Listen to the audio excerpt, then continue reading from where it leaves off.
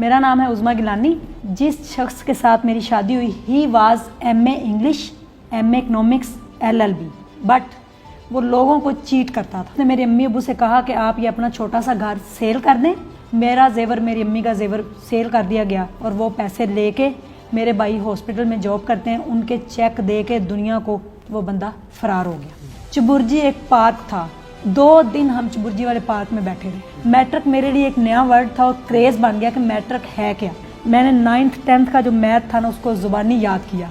जब पेपर मेरे सामने आया मैंने कहा है ये पेपर है, तख्ती लिखी, अली बे पे थे, ABCD। उसके बाद मैंने प्राइवेट इंटर किया।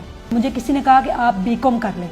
मुझे MBA का नाम बड़ा अच्छा लगा कि MBA मुंह बड़ा बड़ा लगता है। मैंने एडमिशन अल्लाह का नाम लेके कमेटी एक डाली थी, लाख रुपए की, वो निकली, मैंने एडमिशन ले ली। ये गारा है तो इन्होंने कहा कि मेरे सर में दर्द हो रही है, तो वो ना मेरी बेटी के ऊपर ही गिर गए, जहाँ के एमरजेंसी पहुँचने तक उनको पैरालाइज हो गया था।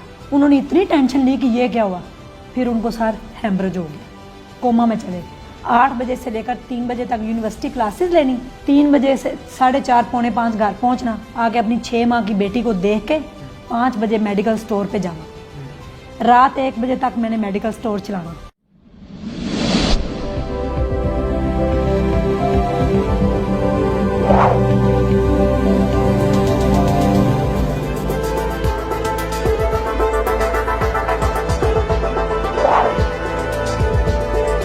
अस्सलाम वालेकुम नाजरीन, मैं हूं अली रहमान खालिद और मैं हाजिर खिदमत हूं आज एक नए इंटरव्यू के साथ। आज हमारे साथ मौजूद हैं उज़मा साहिबा। इनकी कहानी में एक जज्बा भी है, एक जुनून भी है और एक हिम्मत भी है और एक ऐसी पॉजिटिविटी है जो किसी भी इंसान को मुतासर करने के लिए या उसके दिल के जज्बात को उभारने के लिए काफ़ी है। आइए जानते हैं, समझते हैं और देखते हैं कि ये हमसे क्या कहना चाहती हैं। बहुत बहुत शुक्रिया उज़मा साहिबा आपकी तशरीफ़ आवरी का। सबसे पहले तो मैं ये कहना चाहूँगा कि आपकी जो गुफ्तगू है वो हमारे नाजरीन के लिए बहुत मुफीद है। ख़ास तौर पे ख़वातीन के लिए आपकी गुफ्तगू इसलिए भी बहुत मुफीद है क्योंकि आपने अपनी सारी ज़िंदगी कोशिश और जद्दोजहद का साथ नहीं छोड़ा और तालीमी सफ़र को भी जारी रखा। आप अपनी ज़िंदगी के बारे में नाजरीन को बताइए। जी सर, अस्सलाम वालेकुम एवरीवन। मेरा नाम है उज़मा गिलानी और मेरा ताल्लुक़ एक लोअर मिडिल क्लास फैमिली से है। मैं गांव से बिलोंग करती हूँ। मैं बहुत थोड़ा सा पढ़ा लिखी थी सर, बिल्कुल, यानी कि मेरी एजुकेशन बहुत कम थी और 1998 में हम लाहौर आ गए थे। गांव में कुछ ऐसे बस हालात हो गए थे, उसकी वजह से आके हमने जॉब स्टार्ट कर दी थी एक फैक्ट्री के अंदर, मैंने और मेरे अब्बू ने जी। तो वहाँ पे मुझे ये धागे काटने वाली कोई मिली थी कंपनी, वहाँ पे मैं धागे वगैरह काटती थी और बड़ी मुझे टेंशन थी कि ये क्या है। उस वक़्त 1998 में 2 रुपये वैन का किराया होता था सर, यानी कि 4 रुपये हमारा किराया लगता था अब्बू का और मेरा, जाने में और 4 रुपये आने में। हमने वो 8 रुपये बचाने का सोचा कि कैसे बचाया जाए। हमने देखा कि अगर हम पैदल चल सकते हैं तो ये 8 रुपये बच जाएंगे। हम 8 बजे का जो टाइम था फैक्ट्री का, वो 6 बजे घर से निकलते थे और 8 बजे हम फैक्ट्री पहुँच जाते। तो सर वहाँ पे जाके 8 रुपये बचाते थे। बड़ी मुश्किल से हमने कोशिश करके छोटा सा एक अपना घर बना लिया था। मुझे बड़ा क्रेज़ होता था, मैं नातें पढ़ा करूँ, नातें वगैरह मैं पढ़ती थी। और एक दिन एक महफिल नात के अंदर से मेरा उम्रे का टिकट निकल आया और मैंने 2003 में उम्रा कर लिया। उसके बाद सर 2005 में मेरी शादी हुई। जिस शख्स के साथ मेरी शादी हुई he was MA English, MA economics, LLB, but वो लोगों को चीट करता था, धोखा देता था, क्या करता था आई डोंट नो। उसने जब देखा कि ये लोग तो इतने मासूम से हैं, इनके साथ कैसे अब बड़े, उसने मुझे ना डिसार्ड किया कि तुम पढ़ी लिखी नहीं हो, कहाँ पंजाबी मेरे पीछे पड़ गए, ये वो उर्दू स्पीकिंग था। मैं बड़ा डिसार्ड हुई, मुझे उसने बड़ा ही डिसार्ड किया। उसके बाद सर उसने मेरे अम्मी अबू से कहा कि आप ये अपना छोटा सा घर सेल कर दें ताकि मैं भी अपना घर सेल करता हूँ, एक बड़ा घर ले लें, ये आप लोगों के साथ रहेगी। मेरा डिफरेंट सिटीज़ के अंदर जाना होता है तो मेरा साइन बोर्ड्स का काम है, तो ये आपके साथ रह लेगी। मेरे अब्बू ने वो घर बेच दिया, उसने वो पैसे लिए जो भी था, हमें एक रेंट पे घर ले दिया सब्ज़ादार के अंदर जाके लाहौर। रेंट पे हम घर ले लिया और उसके बाद रहना शुरू हो गया। अल्लाह ने मुझे एक बेटा दिया उनमें से। तो एक दिन एक आदमी हमारे दरवाजे पे आया, उसने आके कहा कि आप ना इस घर का रेंट दें। हमने कहा नहीं, ये तो हमारा अपना घर है। उसने कहा ये रेंट पे घर है, प्लीज़ आप उनको बुलाएं। ये आए शाम को, इनसे पूछा तो इन्होंने कहा नहीं रजिस्ट्री वगैरह करवानी है, ये वो फला, तो आप ऐसे करें कि प्लीज़ थोड़े से पैसे और कर लें, हम रजिस्ट्री करवाते हैं। मेरा जेवर, मेरी अम्मी का जेवर सेल कर दिया गया और वो पैसे लेके, मेरे भाई हॉस्पिटल में जॉब करते हैं, उनके चेक दे के दुनिया को वो बंदा फरार हो गया। कहाँ गया कुछ पता नहीं। अगले दिन काफ़ी लोग आए, उन्होंने आके हमारा सामान उठा लिया, हमें घर से बाहर निकाल दिया। मेरी शादी होके मैं गोजरा गई थी, हम सारे रात को गोजरा चले गए। मेरा बच्चा छोटा सा 3 माह का मेरे साथ, सर्दी बहुत थी। उन्होंने हमें पहचानने से इनकार कर दिया, मेरे ससुराल वालों ने। जी जी। उन्होंने कहा आप कौन हैं? इंसानियत के नाते हम इतना कर सकते हैं कि आपको चाय पिलाते हैं, 2-3 घंटे आप ठहरें, सुबह यहाँ से ट्रेन चलेगी 4 बजे तकरीबन, तो आप बैठिएगा और लाहौर वापस चले जाएं। सुबह सर 4 बजे की ट्रेन चली, हम वापस आ गए। चुबुर्जी एक पार्क था जी, हम वहाँ पे आके बैठ गए पूरी फैमिली, और लोग हमें देख रहे हैं कि ये यहाँ पे क्यों बैठे हैं। 2 दिन हम चुबुर्जी वाले पार्क में बैठे रहे, मेरा 3 माह का बच्चा मेरे साथ, जी। सर्दी बहुत, और लोग देख रहे हैं, कोई हमें पैसे दे रहा है कि जैसे ये मांगने वाले हैं, कोई जो भी मुसाफिर हैं। बड़ी तकलीफ हुई थी उस टाइम मुझे, लेकिन मेरे अब्बू के एक दोस्त थे, उनको पता चला, वो आए, उन्होंने आके हमें वहाँ से उठाया, एक रेंट पे घर लेके दिया और हमें राशन डाल के दिया। मैंने बड़ा रोई मैं। और मेरी अम्मी के कज़न थे डॉक्टर साहब, अब उनकी डेथ हो गई है, he was retired from general hospital medical superintendent. उन्होंने कहा कि मुझे कि आप पढ़ें। 2008 में मैं रोती रही है, 2008 का वाक़या, 2005 में मेरी शादी, 2006 में बेटा हुआ, 2008 में वो चले गए। उन्होंने कहा कि आप पढ़ना स्टार्ट करें। मैंने कहा मुझे पढ़ना नहीं आता, अरसा गुजर गया, अब तो मेरी प्रैक्टिस भी नहीं। आप बिलीव करें, उन्होंने मुझे पढ़ाया और काफ़ी लोगों ने मुझे कहा अगर आप मैट्रिक कर लेंगे तो आपको बड़ी अच्छी जॉब मिल जाएगी। मैट्रिक मेरे लिए एक नया वर्ड था और क्रेज़ बन गया कि मैट्रिक है क्या। मैंने सर तख्ती लिखी, आप हंसेंगी भी थोड़ा सा, मैंने 9th 10th का जो मैथ था ना उसको ज़ुबानी याद किया 3 माह में, क्योंकि मुझे नहीं आती थी वो समझ। मैंने इतनी प्रैक्टिस की वो मुझे ज़ुबानी याद हो गया। जब पेपर मेरे सामने आया मैंने कहा है ये पेपर है, आधे घंटे मैंने पेपर सॉल्व करके वो मारा। मैंने कहा ये तो वो क्वेश्चन है, वहाँ पे इक्वल टू था, मल्टीप्लिकेशन, ये वो सारा याद किया। मैंने ज़ुबानी याद किया हुआ था की बुक से, एक एक क्वेश्चन, पता नहीं 1500 क्वेश्चन होंगे, लेकिन मैंने ज़ुबानी याद कर ली। मैट्रिक मैंने पेपर्स दे दिए 3 माह प्रैक्टिस करके, तख्ती लिखी, अली बे पे थे, ABCD 1 2 3। जब मेरा रिजल्ट आया मैंने एक 500 का नोट जमा किया था और अपना 2 साल का बेटा साथ उठाया, मैं गई। ये जब ये कैंप वगैरह लगते थे ना, वहाँ बताते थे 2009 में। मैंने कहा सर ये देखना ज़रा हम पास हो गए हैं कि नहीं। वो उसने कहा कि भाई आपके 662 मार्क्स हैं और आप पास हैं। मैंने कहा नहीं, आप थोड़ा सा ध्यान से देखें ज़रा, ये बड़ा इम्पोर्टेंट है। कहते बाजी आप पास हैं। फिर एक और कैंप पे गए, उन्होंने कहा जी आपके 662 मार्क्स हैं। मैं कहा मैंने मैट्रिक कर लिया।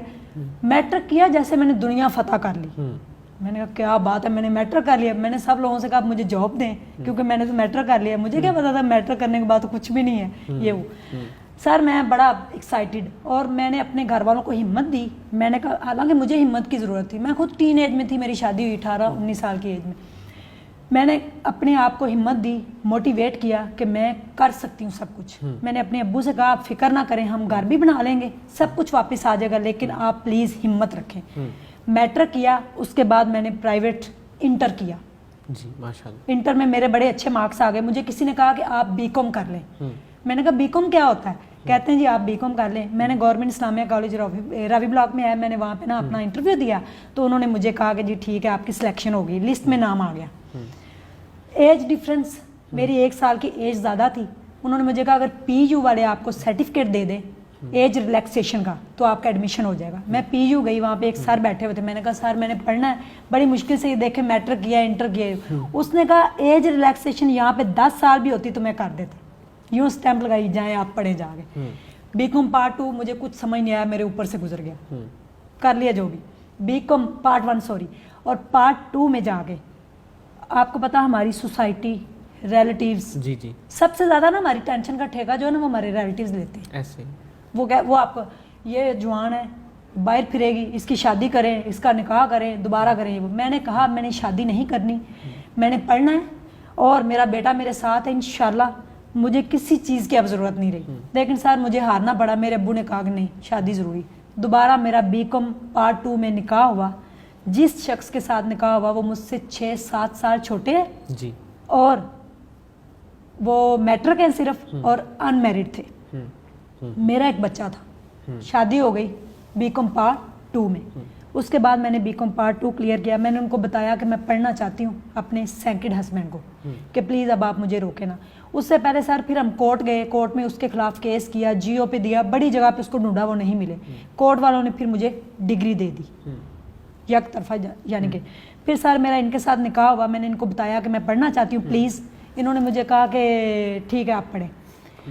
मेरी 6 माह की बेटी थी। जब 6 माह की हुई, इनमें से मुझे अल्लाह ने एक बेटी दी।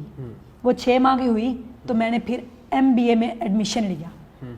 मुझे MBA का नाम बड़ा अच्छा लगा कि MBA मुंह बड़ा बड़ा लगता है। मैंने कहा MBA करते हैं। मैंने UMT से MBA किया। UMT में मेरी फर्स्ट क्लास हुई। मुझे नहीं पता था, अंदाज़ा नहीं था कि इतनी ज़्यादा फीस होगी और इतने प्रोजेक्ट असाइनमेंट के खर्चे होंगे। मैंने एडमिशन अल्लाह का नाम लेके कमेटी एक डाली थी लाख रुपए की, वो निकली, मैंने एडमिशन ले लिया। उसके बाद सर मैंने फर्स्ट डे था UMT में, मैंने उसकी दहलीज को चूमा, अपने सिर पे लगाया कि यहाँ से मुझे कुछ मिलेगा। हिम्मत की मैंने, बड़ा मैं खुश। मेरी पहली क्लास, बड़ी खुशी हुई।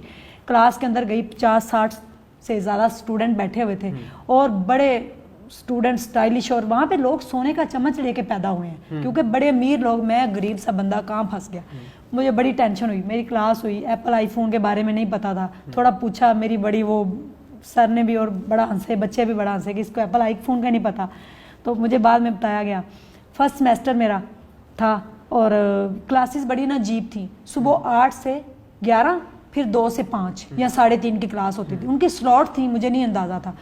सर मेरी फर्स्ट क्लास हुई और जो ना मेरे घर से UMT का फासला था वो बहुत ज़्यादा था, यानी कि 1.5 से पौने 2 घंटे मुझे लगते थे कि मैं मुझे वैन चेंज करना पड़ती थी और आधे घंटे का पैदल रास्ता था। सर्दियों में आपको पता है सुबह 6:30 जमात होती है और 6:15 मैं घर से निकलती थी।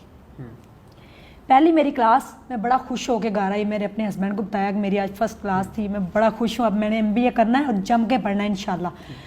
ये गारा है, मैंने इनको बताया तो इन्होंने कहा कि मेरे सर में दर्द हो रही है। अच्छा। मैंने कहा क्यों, क्या हुआ है? तो कहते हैं मुझे एक पैनाडोल दे दे। मैंने चाय का कप और पैनाडोल दी तो मैंने देखा सर इनसे बोला नहीं जा रहा। 15 मिनट के अंदर अंदर ये काम हुआ। बड़ा दिल हिला देने वाला है और ख़वातीन के लिए और सब लोगों के लिए मेरा अब, यानी कि जो यहाँ से स्टोरी स्टार्ट हो रही है, इसको ज़रा गौर से सुनिएगा कि आप लोगों को हिम्मत कैसे मिल सकती है। मैंने कहा वो ना मेरी बेटी के ऊपर ही गिर गए। हमारा एक कमरा था नीचे, मैंने रेंट पे दिया था। मैंने वो भाई को बुलाया कि प्लीज़ आप ऊपर आएँ। वो उनको बाइक पे बिठा के हॉस्पिटल ले गए। हॉस्पिटल वालों ने जल्दी से चेक नहीं किया। उन्होंने कहा कि जी ये पता नहीं क्या है, कोई चीज़ खा ली है जो भी। वो कहते रहे कि मेरा BP हाई हो गया है। उस वक्त उनकी एज थी 23 ईयर्स। उनको BP हाई हुआ सर, लेकिन उन्होंने एक एंजीसाइड की टैबलेट होती है, वो फ़ौरन ज़बान के नीचे रखे ना तो आपका BP फ़ौरन नीचे आ जाता है, लेकिन उन्होंने वो भी नहीं रखी। मुझे उन्होंने फ़ोन किया, भाई ने, कहते हैं आपके हस्बैंड की तबीयत ज़्यादा ख़राब हो गई है, प्लीज़ आप हॉस्पिटल आएँ। मैं सर हॉस्पिटल पहुँची। जब तक उन्होंने रेफ़र टू जिना हॉस्पिटल कर दिया था और एम्बुलेंस में मेरे हस्बैंड को डाल दिया और मैंने आवाज़ें दी, जबार है उनका नाम। मैंने कहा जबार, लेकिन कुछ नहीं, उनको वॉमिटिंग हो गई थी उस टाइम। और जब जिना में पहुँचे, जिना की एमरजेंसी पहुँचने तक उनको पैरालाइज हो गया था, फालज लेफ़्ट साइड का, लेफ़्ट साइड सारी डेड हो गई थी। अगले दिन उन्होंने वार्ड में शिफ्ट किया। मेरी MBA में उधर फर्स्ट क्लास थी, अभी स्टार्ट ही हुआ था MBA। तो जब वार्ड में शिफ्ट किया ना तो हम गए ना सारे, तो उन्होंने जब मुझे देखा, सबको देखा, तो वो कुछ बताना चाह रहे थे। ज़बान बंद हो गई, ज़बान पे इफेक्ट आया, लेफ़्ट साइड बाजू उठाई, टांग उठाई, नहीं उठाई। उन्होंने इतनी टेंशन ली कि ये क्या हुआ।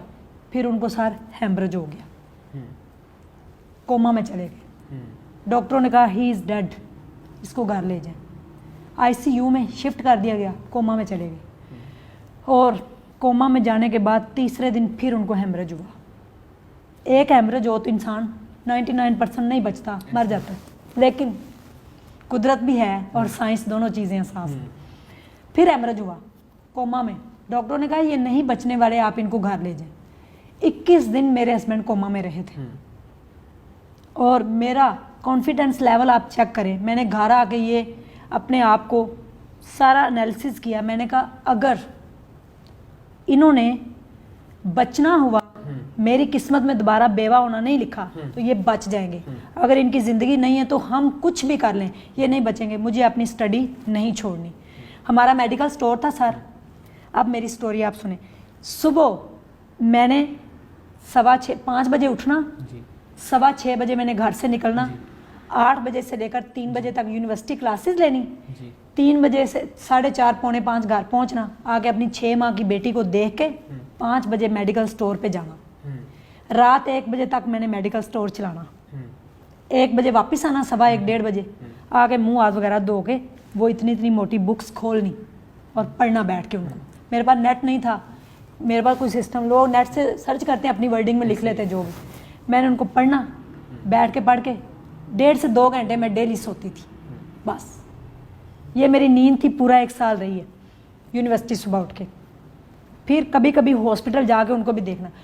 एक दिन मैं चोरी चोरी हॉस्पिटल गई तो जाके मैंने उनके हाथ रखा, मैंने कहा आप ठीक हो जाएंगे। वो बेहोश पड़े थे आईसीयू में, आईसीयू में जाने की किसी को इजाज़त भी नहीं।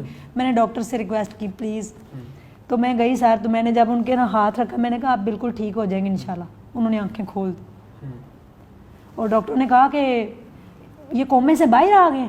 उन्होंने आंखें खोल दी, मैं फ़ौरन वहाँ से ना बाहर आ गई, यानी कि रोते हुए। मैंने सिर्फ इतना कहा, मैंने कहा आप ठीक हो जाएंगे इंशाल्लाह। मैं वापस आ गई सर, फिर हमने उनको जनरल हॉस्पिटल में शिफ्ट किया। जब वहाँ पे गए तो ब्लड सारा अंदर ही था, काइट्री उनकी जो थी ना फटी नहीं थी, इंजर हो गई, ब्लड सारा इधर पड़ा हुआ था। डॉक्टर वहाँ पे अनवर चौधरी थे, प्रोफेसर हैं बहुत बड़े जनरल हॉस्पिटल के। उन्होंने कहा आपने 7 से 8 लाख का बंदोबस्त करें, इनकी सर्जरी होगी, 90% चांसेस इनके मरने के हैं। मैंने कहा सर 10% बचने के भी हैं। कहते हैं आपको इतना कॉन्फिडेंस है? मैंने कहा ये बच जाएंगे, आप इन ऑपरेट की तैयारी करें। उन्होंने कहा एक DSA का टेस्ट है, वो मैं सुबह करूँगा, उसके बाद फैसला होगा इसके ऑपरेट, आप पैसों का बंदोबस्त करके रखें। मैंने घर आके अपने डीलर को फ़ोन किया, मेरे पास 2 मरले का छोटा सा घर है। मैंने कहा सर मुझे अपना घर सेल करना है 8 लाख का। कहते बाजी आप पागल हैं? मैंने कहा जी। मैंने कहा मेरे हस्बैंड ज़िंदगी और मौत के बीच में है, मुझे 8 लाख रुपये चाहिए उनको बचाने के लिए। मैंने डॉक्टरों ने सर टेस्ट किया, जितना ही आपका रूम है इससे बड़ा रूम है, उसमें बहुत बड़ी ना मशीनरी होती है, वो आपका सर से बाल से लेकर पाँव के नाखून तक टेस्ट करते हैं, उसमें एक एक चीज़ बता दी जाती है। जब उनका टेस्ट हुआ उससे 1 दिन पहले मैंने इतनी दुआएं की और इतनी दुआएं करवाई, मैंने अपनी 6 माह की बच्ची के हाथ उठा दिए। मैंने कहा आप दुआ करें पापा ठीक हो जाएंगे। मेरे बेटे ने दुआ की। सॉरी वो इंसान जब मैं समझ सकता अपना दर्द सर बताना इतना आसान नहीं होता। उसके बाद फिर सर अगले दिन वो टेस्ट था, मैंने सारे लोगों से दुआ करवाई। मैंने कहा प्लीज़ मेरे हस्बैंड के लिए दुआ करें, उनका आज टेस्ट है वो क्लियर हो जाए, इंशाल्लाह उनकी सर्जरी होनी है, वो ठीक हो जाएंगे। जब टेस्ट हुआ तो डॉक्टरों ने 5-6 डॉक्टर तो उन्होंने अपने पेन फेंक दिए। उन्होंने कहा जहाँ पे साइंस ख़त्म होती है वहाँ कुदरत जागती है। वो ब्लड जो रात तक इधर पड़ा हुआ था कहाँ गया वी डोंट नो। अल्लाह ताला कुन और फाया कून, बिल्कुल एक लम्हा लगता है कि साइंस जितनी मर्जी तरक्की कर ले, लेकिन जब अल्लाह ने चाहना वही हो। ब्लड सर रातों रात कोई पता नहीं कहाँ चला गया। अच्छा, डॉक्टर ने बड़ा वहाँ पे परेशान भी हुए और उन्होंने खुशी का इजहार भी किया। उस वक़्त जनरल हॉस्पिटल में 2 मौजज़े हुए। एक और लड़का आया, उसकी 22 साल एज थी, उसका दिमाग का कोई प्रॉब्लम था, 14 लाख रुपए लगे थे। उसके दिल से एक बैटरी दिमाग तक उन्होंने डाली, वो बैटरी जब तक चलेगी उसकी ज़िंदगी है। वो बैटरी वो कामयाब सक्सेसफुल, उसका ऑपरेशन रहा, वो ठीक। और मेरे हस्बैंड जो कोमा से और उस ब्लड से बाहर आ गए। 2 मौजज़े हुए थे, 2 यानी कि ऐसे, यानी कि जिनका चांसेस 99% मरने के थे। शहबाज शरीफ साहब आए, वहाँ पे मीडिया आया पूरा, इनका इंटरव्यू भी हुआ सब, यानी कि मेरे हस्बैंड को उन्होंने डिस्चार्ज कर दिया, हम घर ले आए। 6 माह तक बोला नहीं गया। 6 माह के बाद अम्मी अब्बू इस तरह उन्होंने बोलना स्टार्ट किया। मेरा फर्स्ट सेमेस्टर क्लियर होगा, मेरा एक बुक के अंदर A ग्रेड भी आया था। मुझे उसके बारे में मुझे पता था A ग्रेड क्या होता है, बाद में पता चला। सर ने मुझे डांटा, तुम्हें A ग्रेड का भी नहीं पता।